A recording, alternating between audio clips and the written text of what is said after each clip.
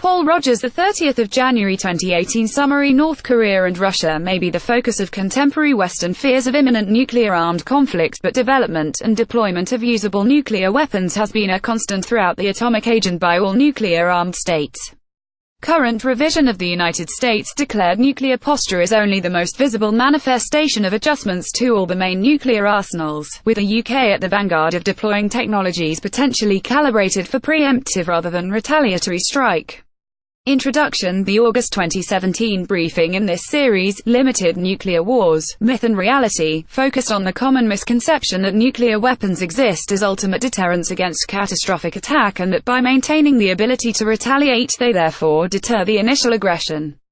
Some of the emphasis of the briefing was on the UK's position following the Prime Minister's firm declaration to Parliament that she was prepared to press the button, but this was also in the wider context of the tensions that had arisen in the US-North Korean relations. More recently, two developments have added salience to the issue.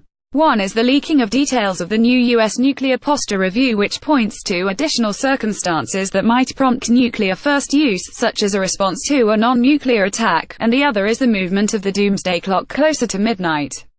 In view of these developments, this briefing takes a further look at the issue by placing the idea of nuclear weapons as usable weapons more fully in a longer-term context.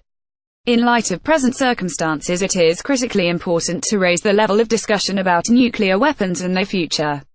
The risk of sliding towards nuclear war. The Bulletin of the Atomic Scientists was started in 1945 by University of Chicago scientists who had been involved in the wartime Manhattan Project to develop the atomic bomb. 2 years later, the Bulletin started to publish the Doomsday Clock, a device designed to indicate how close the world was to a nuclear disaster by showing how near the minute hand of the clock was to midnight. That gap varied over the years, being furthest away from midnight 17 minutes after the end of the Cold War, in contrast to 2 minutes to midnight in the early 1950s when the United States and the Soviet Union had both developed and tested thermonuclear weapons. In recent years, especially since the end of the Cold War, the Bulletin's Science and Security Board has extended the risk of catastrophe beyond nuclear weapons. As the Bulletin describes the process, the decision to move or to leave in place the minute hand of the Doomsday Clock is made every year by the Bulletin's Science and Security Board in consultation with its board of sponsors, which includes 15 Nobel laureates. The clock has become a universally recognized indicator of the world's vulnerability to catastrophe from nuclear weapons, climate change, and new technologies emerging in other domains. Even so, this year's moving of the clock's hand to 2 minutes to midnight is primarily through fears of a nuclear catastrophe. While the decision was made before details of U.S. nuclear strategy were leaked, there were already indications that the strategy was moving towards a wider role for nuclear weapons, and this was compounded by the challenge presented to President Trump by North Korea's nuclear ambitions. Nuclear warfighting in the Cold War era. The August briefing concentrated on British nuclear attitudes, but what was true of the UK was true of the much larger nuclear forces of the United States right back to the 1950s. The public perception of nuclear weapons at that time, and since, has been to see them as ultimate deterrents, and the declaratory nuclear weapons postures of the major nuclear powers has systematically endorsed this perception. The difficulty has been that declaratory policies and actual deployment policies have never been the same, even as governments have emphasized the centrality of mutually assured destruction and the stability that follows. This contrast with military thinking was demonstrated powerfully by an exchange between Senator John Tower and General David C. Jones, then chairman of the U.S. Joint Chiefs of Staff, at a Senate Armed Services Committee hearing back in 1979. Senator Tower: General Jones, what is your opinion of the theory of mutual assured destruction? General Jones: I think it is a very dangerous strategy. It is not the strategy we are implementing today within the military, but it is a dangerous strategy. Senator Tower: your professional military judgment is that it is a dangerous strategy and it is not the one we should follow. General Jones: I do not subscribe to the idea that we ever had it as our basic strategy. I have been involved with strategic forces since the early 1950s. We have always targeted military targets. There has been a lot of discussion about different strategies. We followed orders, but basically, the strategy stayed the same in the implementation of targeting. Senator Tower: unfortunately I am not sure that your opinion was always shared by your civilian superiors. General Jones: I agree that there have been some, including some in government, who have felt that all we require is a mutual assured destruction capability.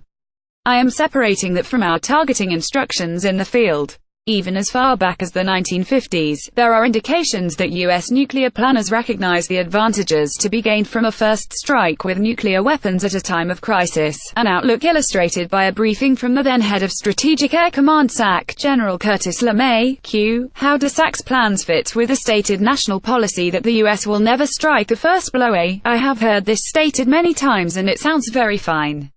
However, it is not in keeping with United States history. I want to make it clear that I am not advocating a preventive war. However, I believe that if the U.S. is pushed into a corner far enough, we would not hesitate to strike first. Quoted in D.A. Rosenberg, Yay Smoking, Radiating Ruin at the End of 2 Hours, Documents on American Plans for Nuclear War with the Soviet Union, 1954-55, International Security, 6, 1982, pp. 3-38. From the late 1950s to the 1980s, the United States produced what were termed Single Integrated Operational Plans (SIOPs) to guide nuclear war fighting, which reached their peak by the end of the 1980s and the closing years of the Cold War. By 1983, the London-based International Institute for Strategic Studies (IISS) could publish an analysis of SIOP-5 by the Australian strategic analyst, Desmond Ball, which could report that as a result of the evolution of the plans in the U.S. nuclear arsenal, the U.S. target plans for strategic nuclear war are now extremely comprehensive. The current version of SIOP-5 includes more than 40,000 potential target installations, as compared to about 25,000 in 1974. In relation to first use, he further commented that special categories of targets have also been delineated for preemptive attacks against the Soviet Union and for launch on warning lower launch under attack Lua scenarios in the event of unequivocal warning of Soviet attack. D. All targeting for strategic deterrents, Adelphi paper number 185, IISS, London, 1983. After the Cold War, the utility of nuclear weapons continued to engage the nuclear planners after the demise of the Soviet bloc. In 1992, the Joint Strategic Target Planning Staff commissioned former Air Force Secretary Thomas C. Reed to assess the changing global strategic environment. A draft of the subsequent Reed report was leaked and included among its proposals the establishment of a so-called nuclear expeditionary force primarily for use against China or Third World targets. Some of the language used was indicative of the bullish mood at the time, with the collapse of the Soviet bloc and the defeat of Iraq in 1991, and not unlike the attitude of President Trump, when it argued that the growing wealth of petronations and newly hegemonistic powers is available to bullies and crazies, if they gain control, to wreak havoc on world tranquility. The UK also reserves the right to use nuclear weapons first and to envisage limited nuclear use, and one of the more detailed assessments of the range of options for the low-yield sub-strategic variant of the Trident warhead was made just a couple of years after the Reed report in the authoritative military journal Jane's International Defense Review in 1994. At what might be called the upper end of the usage spectrum, they could be used in a conflict involving large-scale forces including British ground and air forces, such as the 1990-91 Gulf War, to reply to an enemy nuclear strike. Secondly, they could be used in a similar setting, but to reply to enemy use of weapons of mass destruction, such as bacteriological or chemical weapons, for which the British possess no like-for-like retaliatory capability. Thirdly, they could be used in a demonstrative role, i.e. aimed at a non-critical uninhabited area, with the message that if the country concerned continued on its present course of action, nuclear weapons would be aimed at a high-priority target. Finally, there is the punitive role, where a country has committed an act, despite specific warnings that to do so would incur a nuclear strike. David Miller, Britain ponders single warhead option. International Defense Review, September 1994. Three of these four circumstances envisaged involve the first use of nuclear weapons by the UK. The current context, the idea of fighting and even winning a nuclear war remains very largely outside any public discussion about nuclear weapons, which is why the moving of the mini-hand of the Doomsday Clock closer to midnight and the reports of the US nuclear strategy extending potential nuclear first use are so significant. With the Bulletin's access to so many Nobel laureates and its unparalleled experience of assessing global risks, its considered view is that we face the most dangerous period since the development and testing of the H-bomb 65 years ago. Where the new U.S. nuclear posture review comes in is that it extends the circumstances in which the United States might respond to a non-nuclear attack, such as a cyber attack on critical infrastructure, with a nuclear strike. Moreover, this is when new nuclear weapons systems are being planned by the United States, including a low-yield nuclear warhead for the Trident submarine-launched ballistic missile, which itself is being fitted with a new fusing system that substantially increases its destructive potential against well-protected targets like missile silos or bunkers. The result is to make US and British nuclear weapons seem more usable in a first strike to disarm a nuclear-armed opponent. It is important to point out that this move towards the concept of fighting limited nuclear wars is by no means restricted to the United States. It certainly applies to Russia, Britain, France and Pakistan, and quite probably to the other nuclear-armed states, China, India, Israel and North Korea. The UK was well ahead of the US in fitting low-yield sub-strategic warheads to its Trident missiles in the 1990s and has reportedly also adopted the new fusing system. Furthermore, Belgium, the Netherlands, Germany, Italy and Turkey all remain partners in the deployment of the US B-61 nuclear bomb in time of war, and the new variant, the B-61 Mod 12, has a tail assembly which enables it to act as a highly accurate low-yield glide bomb, designed for use in a limited nuclear attack in Europe. Russia and Pakistan have both embraced an escalate to de-escalate posture of battlefield use of nuclear weapons to try to offset the advantages of more powerful neighbors. Even so, the U.S. changes come at a time of an unusual incumbent in the White House. Commenting on the changes, Andrew C. Weber, an Assistant Secretary for Defense in the Obama administration, said almost everything about this radical new policy will blur the line between nuclear and conventional, and he added that, if adopted, the new policy will make nuclear war a lot more likely. Conclusion: during the Cold War there was a small risk of a sudden nuclear war between NATO and the Warsaw Pact, a war that would have been global and utterly catastrophic. In a sense the world was on the edge of a precipice, and the evidence that has emerged in recent years about some of the crises that so nearly went disastrously wrong shows that we were lucky to avoid that catastrophe.